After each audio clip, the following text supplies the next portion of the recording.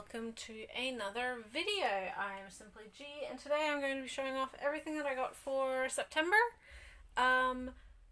Yay! I actually got some manga from my local comic shop this month, so there's not everything that I've been waiting on, but there is quite a lot more than I've been getting in previous months, plus novels, plus other bits and bobs. So rather than spend too long on this intro, I'll get straight into it, and I hope you guys enjoy. For manga debuts, we only have one. It's also a one-shot. This came out quite a while ago. I read it when it was initially released on the Shonen Jump app, but this is from a creator that I really enjoy. His previous work I own all of. So this is Goodbye Eri by Tatsuki Fujimoto. This is the story of a boy who loves filmmaking but doesn't, like other people don't really understand his vision maybe. And he sort of falls into this friendship with another student from his class called Eri, and they spend a lot of time together.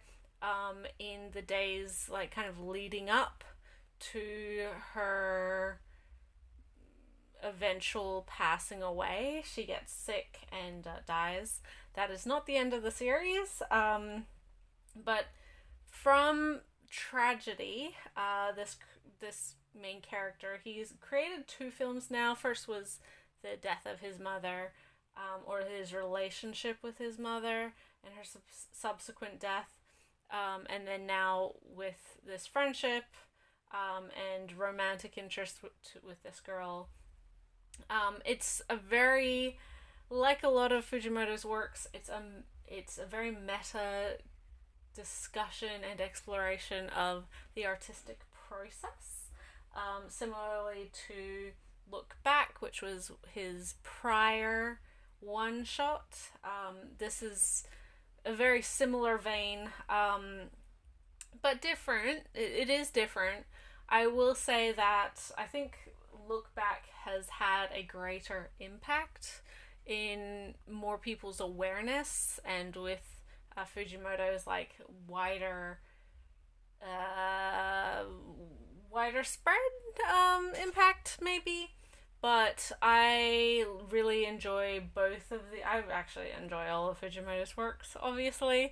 I've said it before, I'm not afraid to say that. I think this is a great look at, although being true to yourself is, even if it doesn't fit the expected genre or the expected trope of the genre or medium that you're playing in, and to create art that you enjoy and isn't just waiting for other people to accept it or treat it as correct.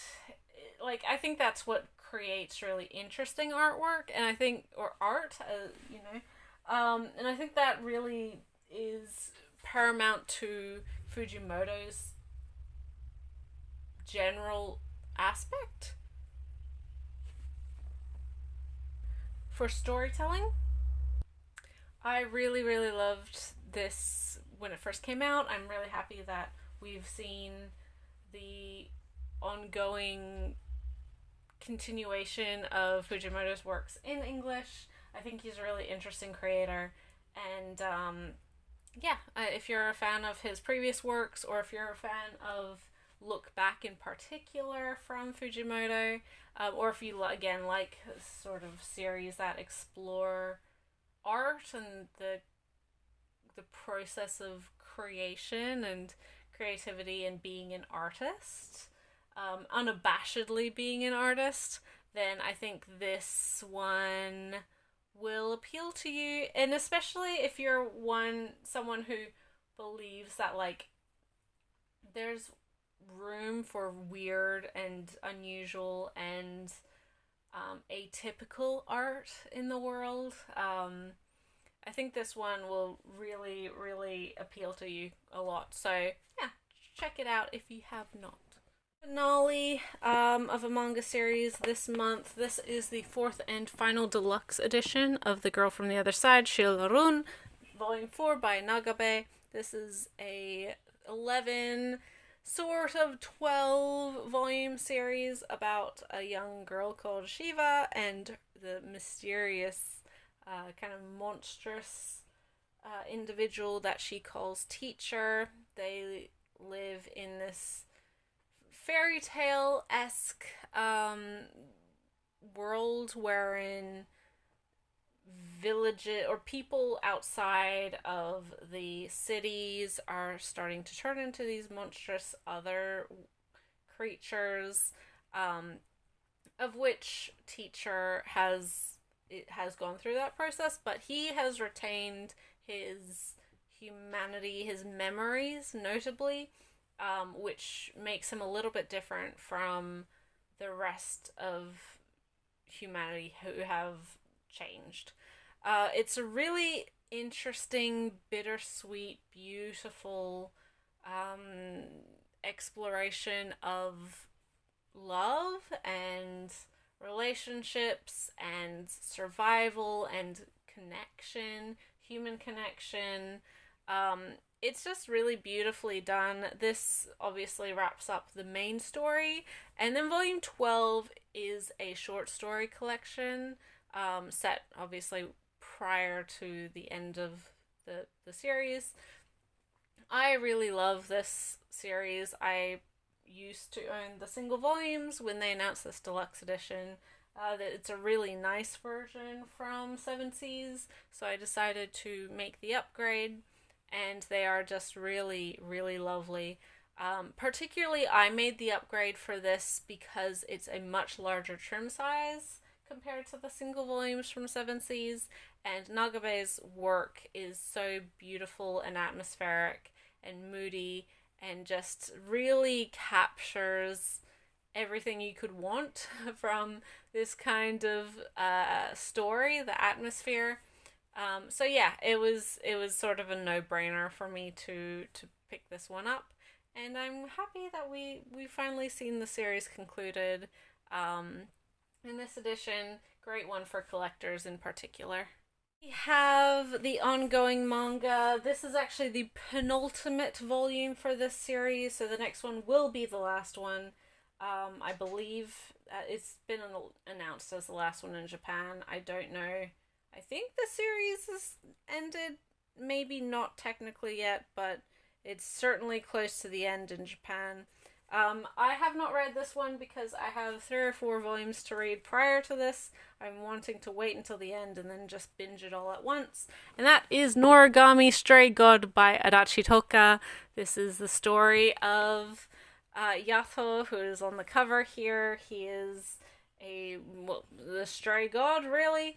But he's initially introduced as a kami, one of the hundreds of gods that exists within Japan. But because he's such a minor god, he doesn't have a shrine, he doesn't have any followers, and so he does a bunch of odd jobs in order to earn money so that he can one day build his own shrine and maybe build up some popularity, some divine followers, etc. Our main character, Hiyori, is a teenage girl who one day just like kind of sees through this veil and is able to see Yato, because typically humans can't see the gods, the godly world, and in an attempt to save him from being hit by a bus, she gets hit by a bus,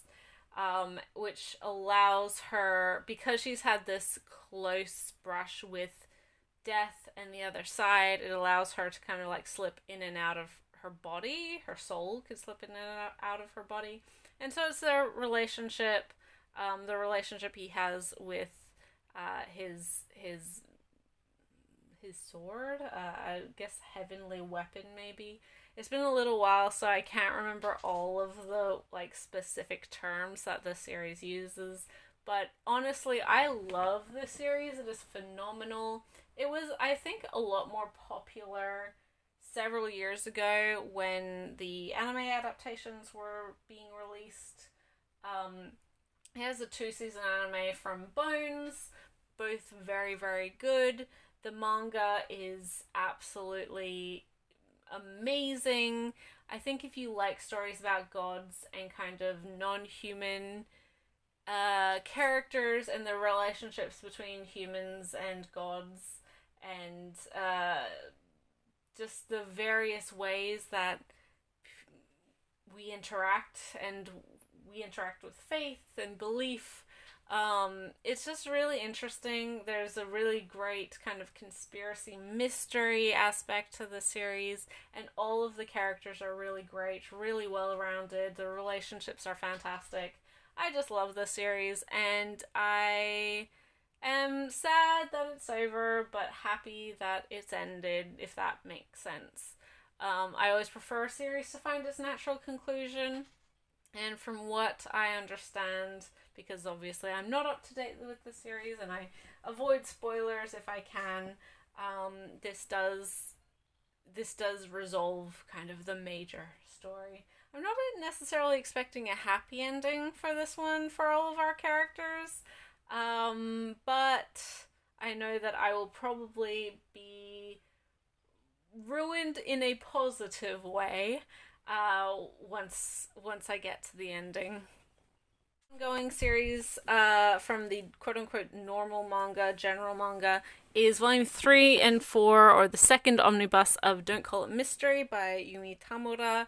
This is a ongoing mystery josei series about a kind of idiot savant. Well, he's a university student who, through the power of his like logical deductions, keeps getting pulled into various mysteries. Much to his chagrin, he doesn't want to be a Sherlock Holmes-esque character, but because of his powerful, powers of perception, he kind of keeps getting dragged into major crimes and mysteries and helping the police solve them. I haven't read this one either. I've been very busy with work, unfortunately, but this is one that I really liked. The first volume, or the first omnibus, there was a couple bits that I was like, a little bit of a rocky start, but I think once it kind of settled and established itself in the latter half of that omnibus, I really enjoyed it. I'm a big fan of kind of mystery and detective series media anyway. I make no secret that I grew up on like British murder mystery and far too much crime drama and stuff. This kind of Sherlock-esque brilliant detective. I would say that although Totono, our main character, is very much a Sherlock Holmes type, he has the displeasure. He doesn't like to be involved in mysteries and like mystery solving. So in that way, he's much more like a Hercule Poirot, who just like he goes on vacation and just ends up having to solve a mystery because god damn it, people just keep murdering other people. I really enjoyed the first volume of this, or the first omnibus. I look forward to reading this one probably this afternoon, because I finally have a little bit of time for myself, so I'm gonna get cracking onto that one. I have the BL that I have quite a handful. First is my Guilty Pleasure series. This is one that came out a little while, like quite a while ago, a couple months ago in the US, but Australia, our release dates are several months after that anyway, so I didn't get this until recently. This is this is not a series I order through my local comic shop, because I do feel like that there's there would be judgment there. I order other BL through them, but this series in particular, certainly a guilty pleasure. It's not inherently bad, and I would argue it's the best of this creator's series. But it certainly harkens back to a previous era of like BL, so I wouldn't necessarily recommend it to people either. This, of course, is The World's Greatest First Love, The Case of Ritsu Onodera, Volume 16 by Shungiko Nakamura. This is the story of two men in their mid-20s who reconnect unexpectedly and inadvertently after they were each other's first loves in high school / middle school. I think middle school. I'm pretty sure. And their relationship, they dated for a little while. Their relationship kind of ended on a really bad note due to a misunderstanding. And so our main character, Ritsu, who is this character here, has been like very adamant against falling in love and like the idea of romance ever since, but since running running into his first love, Saga Senpai, aka Takano, who is his superior at work, they just kind of have fallen back into this weird relationship, and Ritsu has to maybe accept the fact that maybe he's not over this guy who he thought broke his heart 10 years ago. Yeah, as I said, this is certainly a guilty pleasure sort of series. I don't think it's high art, but it's certainly what is on the packaging. It's fun. It's funny. I do think that Nakamura, as said, this is probably her better series. I'm not a fan of Junjo Romantica. I have so many issues with that series. Namely, for that one, like, all of the age gaps has just never been my thing. This one, although the characters, most of the couples are very similar age, obviously that it does fall into a lot of the tropey expectations of BL from the early 2000s, late 90s, early 2000s, which aren't necessarily as widespread or as accepted nowadays. In saying that, like, we're so far into this story that it's such a, like, the idea that there's not, these characters are so obviously, like, in a relationship, even though we've finally gotten to this point in the story, 16 volumes in, where it's just like, okay, yes, maybe I do love this guy, and maybe I'll tell him. In fact, I am going to tell him. But then he just, like, gets swept up in the moment and doesn't end up telling him that in the moment, and therefore shenanigans, we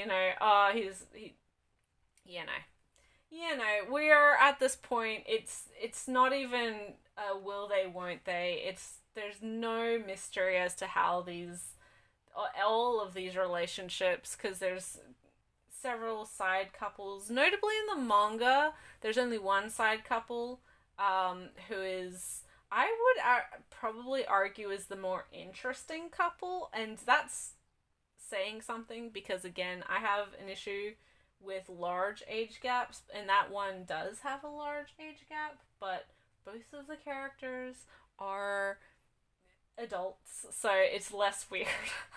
I feel less creepy.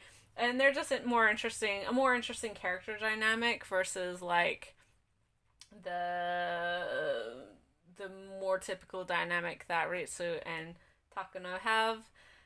But again, I do like this series. It's not something that I would say if you're wanting realistic queer romance, or I wouldn't recommend it as baby's first BL. It's certainly not one that has, like, stands the scrutiny of what a lot of queer media and a lot of BL in general as well is examined under. We live in very puritanical fandom spaces nowadays, comparatively to when the series was really at the height of its power outside of Japan, when Junjo Romantica was king. But I will say that, like, I like dumb schlocky romance. This type of BL is basically just a bodice ripper, but with two men rather than a man and a lady. It's that. And if you don't go in there expecting a delicate exploration of, of homosexual romance and identity and sexuality in the modern world, then you're like, it's not a Yuki Kamatani series. It's not even in the same wheelhouse as some of the BL that we've seen recently. Yeah. All that to say, I really enjoyed this 16th volume. Again, it feels very much like Nakamura is flogging a dead horse at this point, but it is nice to see the main couple get some like substantive progress, which is not always the case. And I don't know how much longer the series will go on. I wouldn't be surprised if she wanted to wrap it up over the next 5 or so volumes. But yeah. World's Greatest First Love. This is released by Sublime, and check it out if you are wanting, a bodice ripper. Because that's what it is. Next, we have another series that I love, kind of on the completely opposite spectrum from that last series. But this is Cherry Magic. 30 Years of Virginity Can Make You a Wizard by Yu Toyota. This is volume 8. We have our couple have their first fight, makeup, introduction to the parents. Lots is happening in these two's world. The progression on this series is much faster than that previous one. Who doesn't like this series? Everyone I know who's tried it has really enjoyed it. It's sweet. It's just a wonderful story. It's very joyous. It has a great character dynamic, and it feels really grounded. Although, it obviously initially started with this very unrealistic premise of a character gaining the ability to read minds because he was a 30-year-old virgin, but now has developed into something really genuine and down to earth and grounded, and just a really lovely, depiction of a gay relationship. I love this series. It's super duper sweet. I think that the dynamic shift from that initial premise of having that magical power to now one that doesn't rely on that was a really brave and interesting choice. Brave. That sounds really wanky, but I do think that when you have a unusual maybe premise in the way that this series started with, it's easy to become over reliant on that. And I think the acknowledgement of the fact that people would become over reliant on that if people actually had those powers in real life is done really, really well in this series. I really like it. There was none of the side couple in this particular volume, which is fine. I'm not really I'm not reading for them. I read this for the main couple. But yeah, it's good. I like it a whole bunch, and I think it's 11 or 12 volumes in Japan currently, so we're not quite there. It's not ended yet, but I look forward to the lovely, sweet domestic married life of these characters in the coming volumes. Finally, for manga, we have the most recent volume of Ten Dance. This is volume 7 by Inoue Sato. This, oh my gosh, I love this series so much. I haven't read this one, namely because I probably have to reread the previous, at least one previous volume, just to get myself back up to date. It was a big gap between volume 6 and volume 7. So I look forward to getting to that once I have some time. This is the story of two professional ballroom dancers. One who is a standard dancer, who namely is specific to Western dance. Well, I mean both Western dances, but like the waltz and things like that, waltz and foxtrot and blah blah blah. And then we have our other main character who is a Latin dancer, so the salsa, the samba, very much more of a sexy, I guess, style of dance. Um, who are kind of at odds with each other initially. They have very similar names. One has had a very successful well, they both had successful careers, but one has had international success versus the other just kind of being focused within Japan. But in order to compete in this upcoming competition, they need to learn how to do all of this 10 standard dances, which includes standard stuff and then also Latin dances. So the two and their partners decide to team up to teach each other the dances that they're not as usual, as used to. And over the course of that, they our main characters may or may not have started falling in love with each other. They're very different personalities, but man, the chemistry, oh my gosh. I love this series. It's fantastic. If you like stories about dance, if you like really, yeah, characters with relationships with great chemistry, definitely check this one out. The dancing and the way it's depicted is really good in the series. Yeah, I just love it. It's super duper good, and I highly recommend it. Two light novels. I haven't read any of these, so don't expect me to have any opinion on any of them because I have been trying to finish Tatami Galaxy, the Tatami Galaxy, and I haven't been reading as much as I want to. You know, all those general excuses. But first up is Volume 3 of Though I Am an Inept Villainess, Tales of Butterfly Rat Body Swap in Maiden Court, Volume 3 by Satsuki Nakamura, with Kanayuki illustrations. I think only the covers, there's no illustrations in the book, from my recollection. This is a villainess story about two women within the, I guess, Maiden Court switch bodies due to some magical shenanigans and some jealousy and things like that. Volume 2 was the end of, I guess, the first story arc.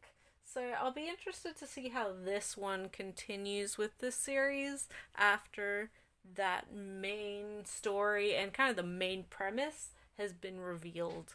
So I look forward to getting into this one.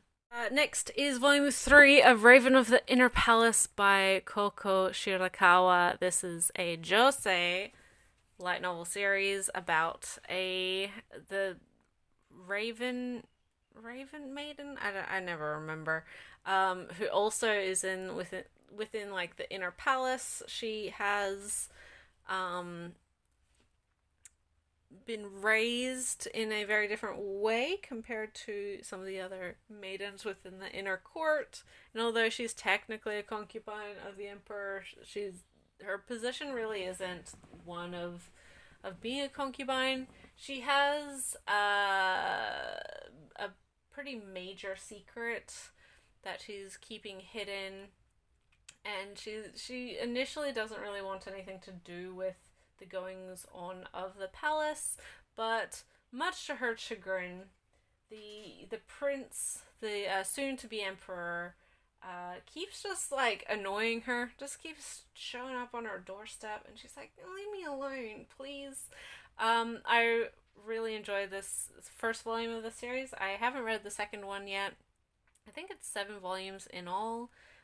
This is a different take. It's not really a villainess novel, but it's a different take on this kind of inner court drama in a similar sense to the Apothecary Diaries. This one's a little bit more magical than that one, but if you liked that, then you'll probably enjoy this. I have 2 volumes from this series. I've read the first and second volume, if I'm remembering correctly. Don't ask me, I don't know. But this is My Happy Marriage, volumes 3 and 4 by Akumi Agitogi. This is a fantasy romance story about a young woman who is basically shipped off to marry this guy who's he's very accomplished and well respected, but hasn't had a lot of luck with any of his previous not arranged marriages, that's not quite the right word, but he hasn't gotten along with any of the girls who are sent to him previously. But although it is a romance, it's certainly about the relationship between these two. It's also about our main character gaining more confidence in herself, kind of overcoming the trauma of her abusive upbringing.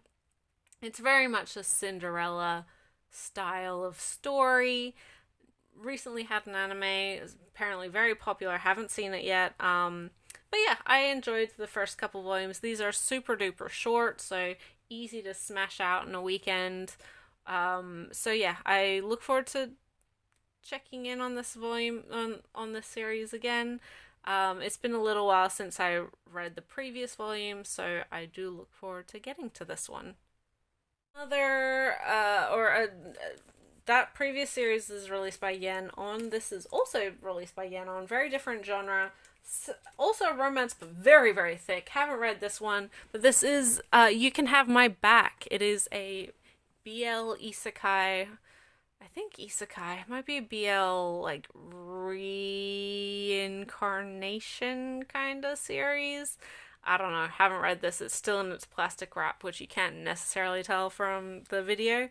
But this is by Minami Kotsuna and Hitomi Hitoyo. It's got an explicit content warning because my understanding is it does get quite explicit. Look how thick this volume is. It's so chunky. Oh my gosh. We'll read the back because I really don't know anything about the series, but when it was announced I was very interested, so I decided to get this first volume. We'll read the back.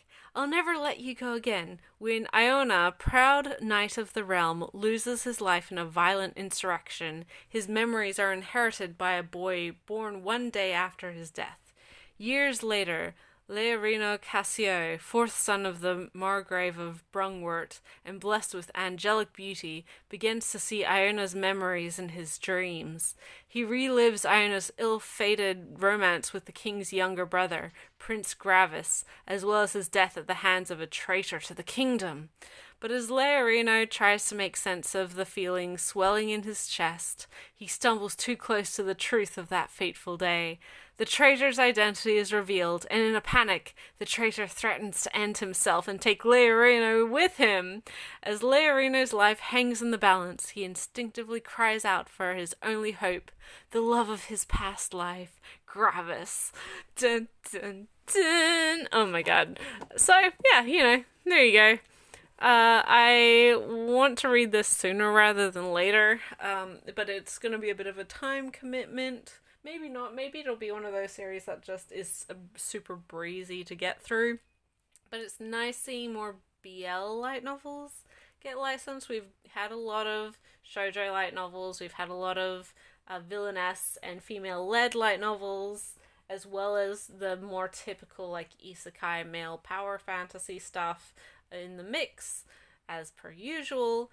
But I do think that BL light novels, especially genre BL light novels like this and the other world depends on the bean counter, which I believe has been licensed. The manga has, I think the novels just have as well. I think there's a real ability or market that hasn't been capitalized on quite yet. So I wouldn't be surprised if more publishers start looking into BL novels in the near future. BL novels. We also have a danme in this month. I haven't read all of it. I've just started this one. This is from Peach Flower House. It's a single volume, so a little bit compared to some of the danme that we've gotten previously. This is shorter.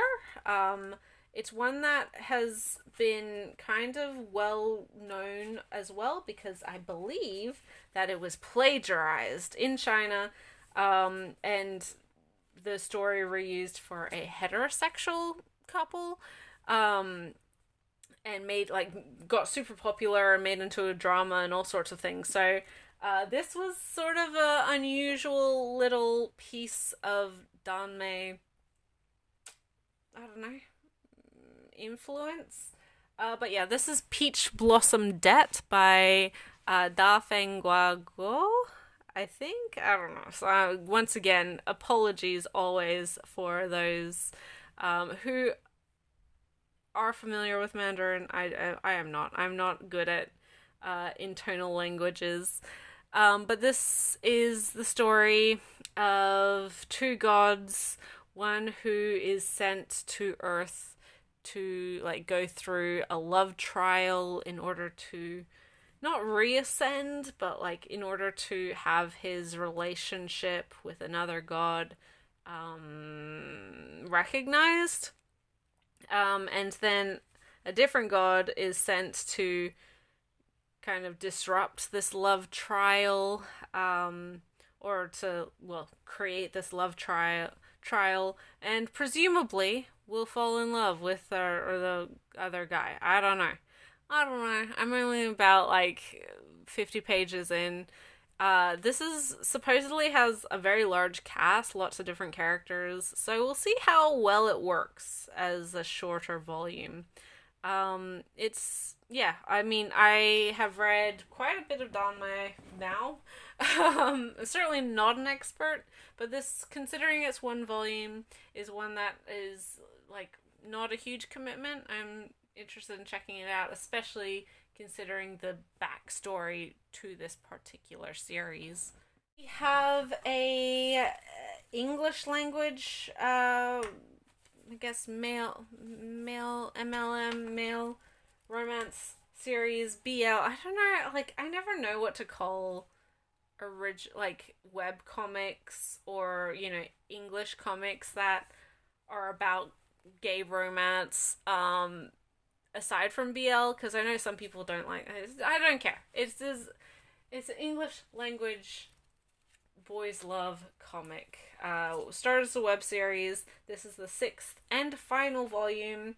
I discovered this series when the first volume was being crowdfunded, and the fact that we are now here many, many, many years later, and we have the last volume, the finale.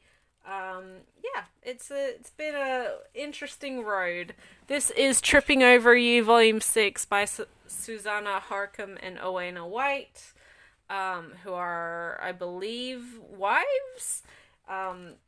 This is the last volume. It's substantially thicker than the previous volumes. It's a full color comic. It didn't initially start as a full color comic. It used tonal blues for all of the art.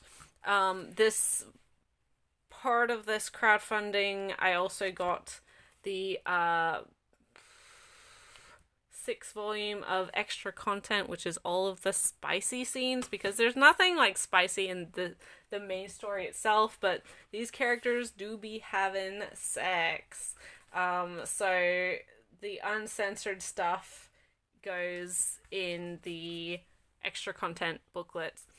This is a story of it's set in England. It's about two boys, teen boys initially, who are in school together are sort of friends, not really, but obviously end up getting together. And it just follows their lives, the ups and downs of their relationship, the drama in their personal lives, and how they get through that, individually and as a couple. It's good, you know. I don't know what else to say about it. It's interesting to like see things come to an end. So yeah, it's sort of an interesting final stop for this particular comic, and it's nice to get this in its completed form. If I could speak, that'd be good. But yeah, Tripping Over You, I believe all of it, aside from the spicy stuff, obviously, is available online still, so you can read it there if you're not wanting to shell out for the books themselves. It's everything that I got for this month of September. Lots of novels. Not a lot of reading, unfortunately, but lots to talk about, lots to enjoy. Couple things finishing, which is sad. Bunch of things starting, which is cool. And some exciting continuations. Let me know your thoughts, feelings, opinions on anything that I talked about today. Do you like some of these series? Dislike some of these series? I'm open to it all. I do read all the comments and I do try to respond to all of them. Thank you guys so much for watching. As per usual, if you liked this video and you want more, you can subscribe. You can also find me and on this channel a podcast that I co-host with my good friend Ray from Whimsical Pictures. We took a break last month, but this coming month we are doing a series or a spotlight on vampire manga, something for spooky season. So yeah, thanks for watching, guys. I'll catch you in the next video. Bye till then.